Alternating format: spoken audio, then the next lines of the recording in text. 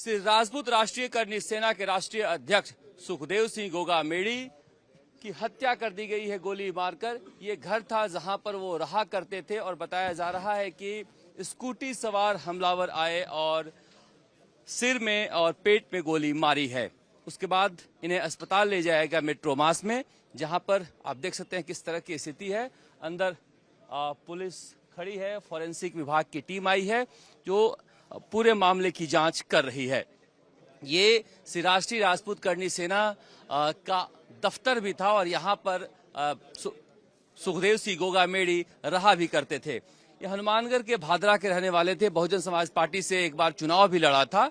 उसके बाद करनी सेना के संयोजक लोकेंद्र सिंह कालवी इनको लेकर आए थे और यहाँ पर करनी सेना का अध्यक्ष बनाया था। मगर लोकेंद्र सिंह कालवी के साथ विवादों के बाद इनकी आपराधिक छवि को देखते हुए इनके हटा दिया था लोकेंद्र सिंह कालवी ने।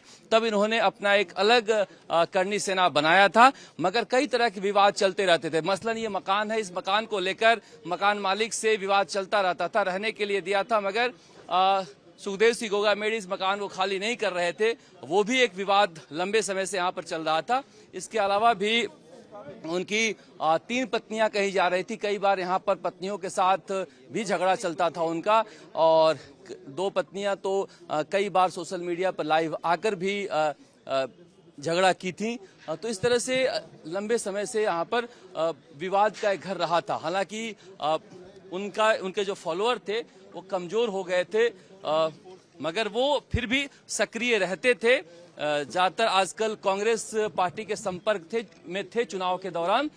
और ये दफ्तर है जहां पर रहा करते थे। पुलिस फोर्स जो है बुलाई गई है क्योंकि आशंका है कि उनके समर्थक यहां पर आ सकते हैं। वसुंधरा राजे के चुनाव के समय झालावाड़ में जाकर उनका समर्थन किया था और इस तरह से उन्होंने पद्मावती फिल्म का विरोध करने के बाद वो आए थे सुर्खियों में। और ये सीसीटीवी लगा हुआ है, जो सीसीटीवी फुटेज में सारा कैद हुआ है यहाँ पर किस तरह से आए थे और उन्होंने गोली चलाई है। ये जोधपुरी साफा पहन के रहा करते थे हमेशा। उनके नाम की ये साफा भी यहाँ पर रखा हुआ है। 2 साफा है। तीन लोग यहाँ आए थे। हम बाहर से सूचना दे दिया कि मिलना है हमें सुखदेव सिंह जी से। तो सुखदेव सिंह जी से उनका जो पीएस जो सिक्योरिटी है वो जाके पूछ लिया। तो उनका अनुमति मिलने के बाद तीनों लोग अंदर गया। वहाँ करीबन 10 से 1 मिनट उनके साथ बातचीत किया। 10 से 1 मिनट के बाद उनके ऊपर फायरिंग किया। उस फायरिंग में सुखदेव सिंह जी का डेथ हो गया। उनके बगल में जो सिक्योरिटी खड़ा था उनके भी गोली लग गया। वो अभी हॉस्पिटल में आईसीयू में है। और इस क्रॉसफायर के दौरान 3 हमलावरों में एक का भी डेथ हो गया। तो वो जिसका डेथ हो गया उनका नाम है नवीन सिंह शेखावत।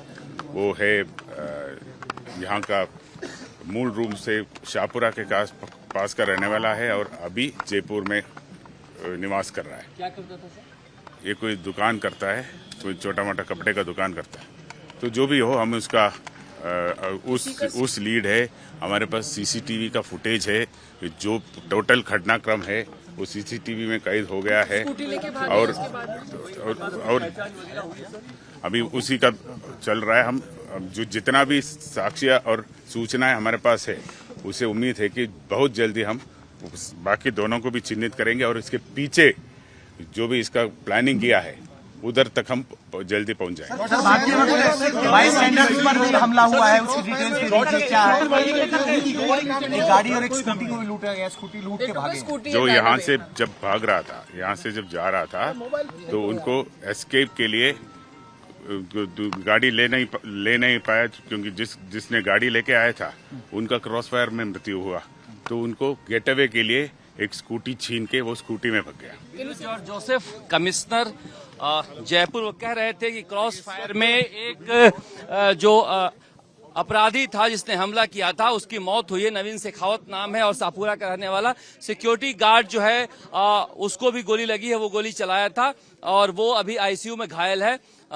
कह रही है पुलिस कि हमें लीड मिला हुआ है, उसके आधार पर हम पकड़ने की कोशिश कर रहे हैं। स्कूटी एक छीन कर भागा है हमलावर, क्योंकि जो गाड़ी लेकर आया था नवीन शेखावत वो उसकी मौत हो गई थी, गाड़ी चलाने वाला कोई नहीं था। माना जा रहा है कोई आपसी विवाद था, जमीनों पर कब्जे को लेकर भी कई तरह के विवाद सुखदेव सिंह गोगामेड़ी के साथ जुड़ा हुआ था, जैसे कि इस घर पे कब्जे को लेकर विवाद भी जुड़ा हुआ था, पारिवारिक विवाद भी थे। पुलिस इस पूरे मामले की जांच कर रही है। कमिश्नर का कहना है कि हमें इस बारे में कुछ लीड मिला है, उसकी तरफ हम आगे बढ़ रहे हैं। कैमरा शर्मा के साथ शरद कुमार, जयपुर आज तक।